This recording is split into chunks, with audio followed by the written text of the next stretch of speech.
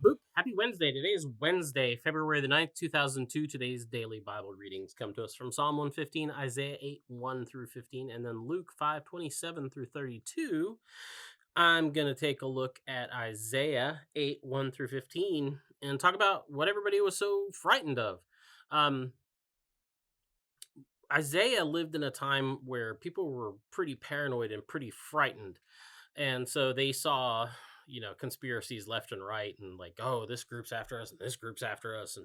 Um, and that's just kind of what happens. What was going on at that time is you had this really huge kind of superpower called Assyria, and they were just, doing what superpower empires do. They were pushing everybody else around, and they had already really done a number on the northern kingdom of Israel, right?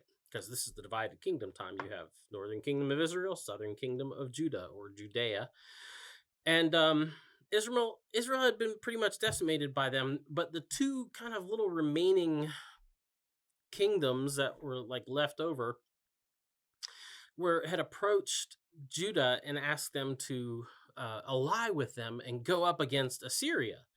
And Ahaz, king of Judah, was like, that's probably not a good idea. And so he, he's like, no, I don't want to do that. And so they got really mad at him and they're like, well, then we're just going to attack you. And so everybody's running around there. They're all panicking. They're all freaking out. And then here's the killer. No pun intended. Instead of putting their trust in God, which is what, generally they were told to do by all the prophets, including Isaiah, they decided that the great idea was to go and seek an alliance with Assyria, because Assyria would protect them. Assyria would make it all better.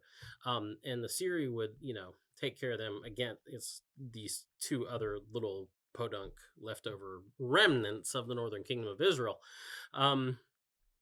And God's kind of like, boy, you really messed up, because like you like passed over the gentle flowing stream of my benevolence, and you've gone after this horrendous flood ravaged torrent of a river called Assyria, and that's what you get to deal with now.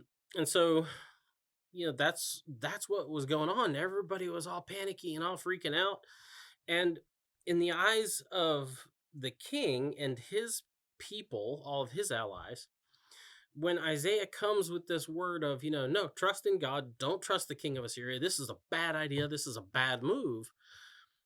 When he comes out with that, the word of God for the people of God, trust in God, which is not a radical idea. Trust in God rather than any of these power or political plays you can make. They saw that as a conspiracy theory. They thought he was conspiring with their enemies. In other words, these little podunk remnants.